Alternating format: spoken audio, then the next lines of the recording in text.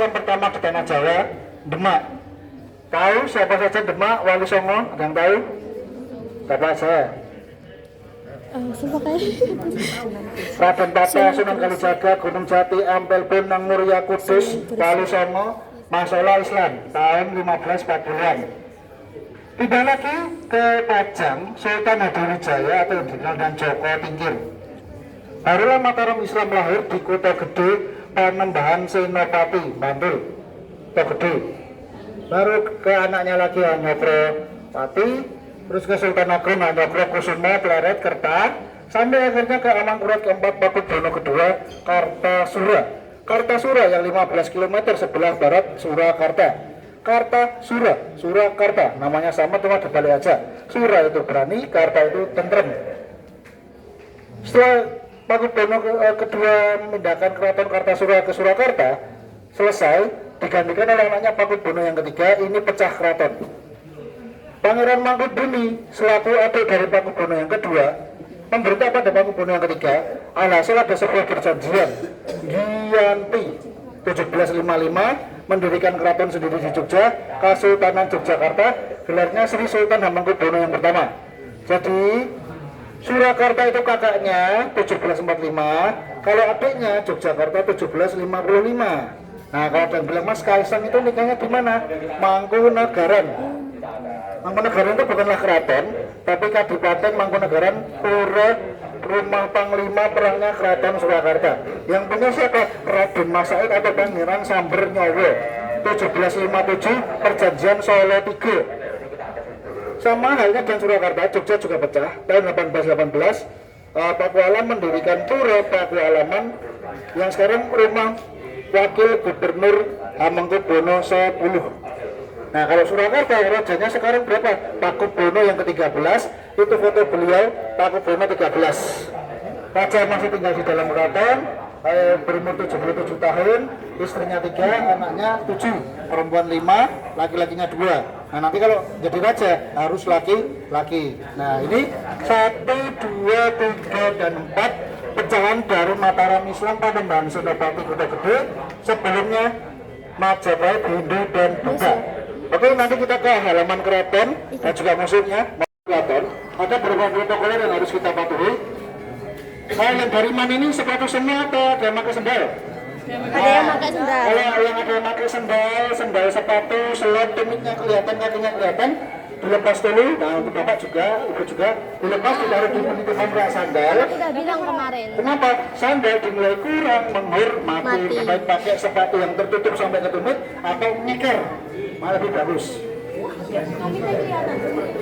Tapi juga Oke teman-teman, jadi kalau mau ke keraton itu kita kalau pakai bagi perempuan yang memakai celana itu wajib memakai kain yang disediain dari keraton, dan kita nggak boleh pakai sendal, harus dicopot. Nah, kalau sendal itu harusnya itu menutup menutup tumit, karena kalau enggak itu dianggapnya kurang sopan gitu. Adiansyah.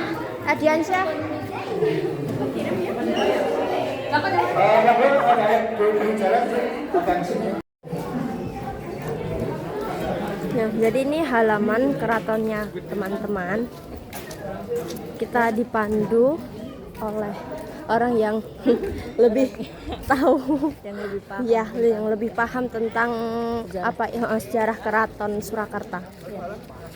Ini tempatnya juga luas banget. Ya, ini tempatnya itu lumayan luas ya, terus juga enak juga karena ini banyak banget kayak pohon-pohon adem ya. Nah, nih nanti kita mau dijelasin lagi tentang di halaman Keraton Surakarta. Tadi yang ngeker jangan khawatir, yang diinjak ini bukanlah tanah, tapi pasir yang diambil dari Parangkusumo. Kalau nggak tahu Parangkusumo, Parangtritis, dan juga dari Gunung Merapi. Yang ngeker jangan khawatir, buat terapi yang punya rematik, asam urat, kolesterol. Ya kalau ada adik punya kolesterol, asam urat ya, bagus buat terapi. Insya Allah sembuh. Nah, ini pohon-pohonnya apa? Pohon sawo kecik. Kalau nemu sawo atau nemu kecik boleh dibawa pulang. Tapi kalau sawonya masih merah, masih agak mentah, nanti warnanya agak merah kehitam-hitaman, baru boleh dimakan. Rasanya manis kak, kelengkeng. Nah, keciknya buat main dakon congklak atau untuk ditanam kembali juga bisa.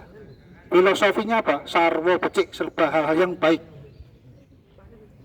Serba hal yang baik. Nah, ini halaman keraton. Raja tinggal di mana? Itu ada bangunan sebelah sana.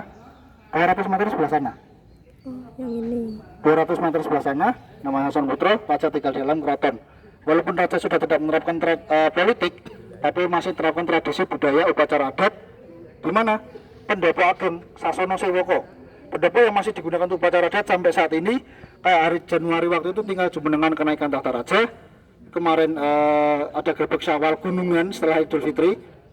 Nanti 27 Juni ada grebek Suro, satu Suro, Kirap Pusaka, Kiai Selamat malam hari. Lalu ada mulut, grebek mulut, sekaten, dan masih banyak acara-acara keraton di sini. Nah, kenaikan tahta raja. Kalau Selasa Kliwon tari Bedoyo Ketawang, kalau sowan ada grebek besar seperti mulut, satu Suro, lalu grebek Syawal. Nah, kita sebagai abdi dalam duduk di bangsal Pradong Guting ini, tiga ini. Melihat upacara adat di depan memakai pakaian adat Jawa. Beskap atau atelan untuk laki-laki, kalau yang perempuan kebaya, sanggul, dan bunde untuk yang perempuan. Ini kalau tari Bedoyo Ketawang itu bisa dikenal sebagai tarian sakral ya? Sakral ya, setiap Selasa Kliwon. Jam Setiap 1 sampai jam 3. Berarti kalau penarinya itu enggak asal. Iya, tidak asal, harus perawan dalam hal jasmani dan rohani. Dan perawan itu dalam hal jasmani dan rohani belum tersentuh lawan jenis. Berarti harus benar-benar suci ya? Iya.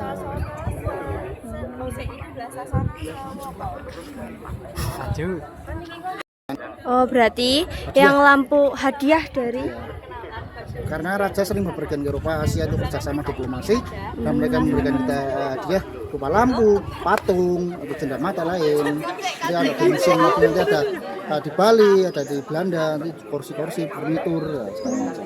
Berarti ini seperti kayak bangunan yang udah lama sekali ya, Sudah Pak? lama sekali, tahun 1746, setahun setelah Keraton Surakarta dibangun. Oh, berarti sudah lama. Nah, itu yang dibalurin dengan apa namanya kain kuning itu lampu kristal. Nah, sedangkan yang itu patungnya dari Yunani. Sedangkan kalau lampu kristalnya itu dari Belanda. Itu lampunya dari Belanda ya, dari Belanda. Oke, ini kita mau keluar dari halamannya dan kita mau lanjut lagi ke lokasi yang kedua. Di sini kita tetap dipandu ya guys sampai benar-benar selesai, sampai benar-benar kita paham.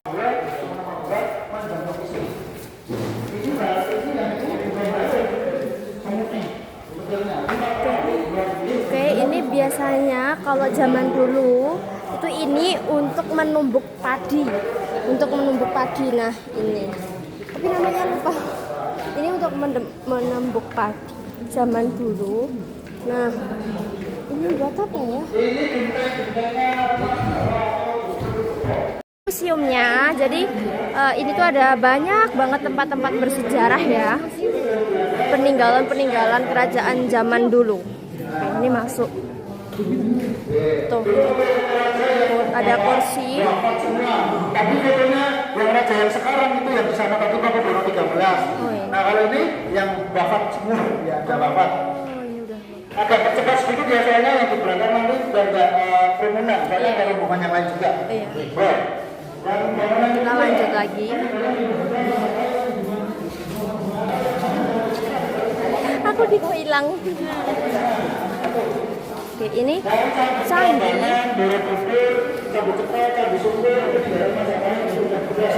Ini ternyata candi-candi ini tuh peninggalan kerajaan Majapahit.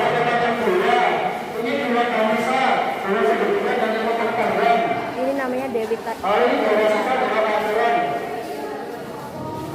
ada dua Siva, satu perempuan, satu laki-laki.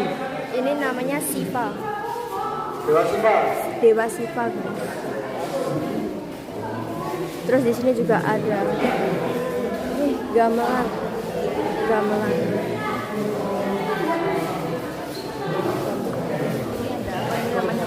Kayak gong. Ini gongnya ada. Terus ini juga ada. Oh, ada kuda juga. Ini ada patung kuda. Ini replika kuda dibuat untuk pernikahan. Akan melangsungkan laki-laki betul. Dan yang perempuan dibawa Hitan. bawa tamu. Nah, di sini juga ada apa namanya pernikahan itu adat basahan, itu kayaknya khas Surakarta. Pisang, ada pisang dan juga tebu. Sekarang cuma pisang dan produk pisangnya aja. Dulu ada pisang dan juga tebu. Nah, ini upacara pernikahan basahan. Ya, ini adat basahan itu kayak gini, guys. Wayang gondong, wayang ini diambil dari kata Gedongan, Gedongan. yang artinya kandang kuda. kandang kuda. Usman mana ini Usman? Kita langsung aja. Halo. Tuh, ini tuh gamelan yang zaman dulu itu masih ada ya. Jangan, don't touch, don't touch. Iya. Ini gong. Oh, ini juga ada topeng-topeng, guys. Banyak banget di sini topeng-topeng. Ada ajaran juga. Oh. Selarong. Yang itu dari Pangeran Diponegoro, beliau adalah anak dari Sri Sultan Hamengkubuwono yang ketiga. Bersama temannya Kiai Mojo dan Jenderal Ali Hasan Prawirodirjo, perang dengan Belanda saat itu. 1825 sampai 1830. Perang Pangeran Diponegoro. Apa di sini? Apa hubungannya dengan Keraton Surakarta? Pakubono yang ke-6 boleh menjadi pahlawan nasional karena yang membiayai perang Pangeran Diponegoro. Jadi Raja Surakarta nomor 6, Pakubono 6 bersama Diponegoro melawan Belanda saat itu. Jadi guys, ini namanya tuh lesung. Untuk instrumen, musik. Ini banyak replika yang Untuk berterima kasih kepada Dewi Padi ini tung sahur. melimpahkan padi dan juga yang setiap satu suruh kira pusana ke selatan. Oh, ini kebo bule. Ini generasi yang pertama, sekarang generasi yang 13. Ini tengkoraknya kebo bule. Ini biasanya itu dipakai buat satu acara satu suro. Biasanya itu dilaksanakan malam hari jam 12. Ini peti. Julen atau sanggar itu bayar pajak peti. Peti. Ini juga ada apa? Kuda. Apa? Jaran. Kehidupan kita ada diorama perang Jawa atau yang lebih dikenal dengan perang Pangeran Diponegoro 1825 sampai 1830. Perang Pangeran Diponegoro 1825 sampai 1830 di lereng Merapi dan Merbabu ada sebuah gua yang untuk sembunyinya Diponegoro Selarong. Yang naik kuda itu Pangeran Diponegoro. Beliau adalah anak dari Sri Sultan Hamengkubuwono yang ketiga. Bersama pamannya Kiai Mojo dan Jenderal Ali Hasan Prawirodirjo perang dengan Belanda saat itu 1825 sampai 1830. Perang Pangeran Diponegoro. Kok ada di sini? Apa kaitannya dengan Keraton Surakarta? Pakubono yang ke-6, beliau menjadi pahlawan nasional karena apa? Yang membiayai perang Pangeran Diponegoro. Jadi Raja Surakarta nomor 6, Pakubono 6 bersama Diponegoro melawan Belanda saat itu. Pakubono ke-6 diasingkan di Ambon. Diponegoro diasingkan di Makassar. Nah, ini ada kereta kencananya Raja tahun 1745, digunakannya cuma sekali saja. Pindah ke Dapen atau pindah keraton dari Keraton Kartasura ke Desa Sala 17 Februari 1745. Ditarik 8 ekor kerbau. Kenapa? Karena banyak besar. Itu adalah lambangnya VOC Belanda. Kita impor dari Belanda. Satu untuk raja, satunya untuk tamu-tamu raja. Tahun 1770 ditarik 6 ekor kuda. Kalau ini ditarik 8 ekor kerbau. 1745. Pindah keraton, digunakan hanya sekali, pindah keraton saja. Dang. Ini adalah foto raja yang sekarang, Pakubuwono 13. Oke, sekarang kita udah mau selesai ya, udah selesai. Ini kita keluar dari dari kelasnya, musimnya. Nah ini kita masih mau menuju, ini namanya nanti ada yang namanya sendang, kayak sumur gitu. Nah nanti di situ kita tuh bakal disuruh minum dari sumur itu. Nah itu tuh dipercaya buat kalau zaman dulu itu buat udah jadi tradisi, terus bisa juga meredakan sakit-sakit gitu kan. Ini kita on the way ke tempatnya sumur. Pas ora ki anu gimana? Tuh.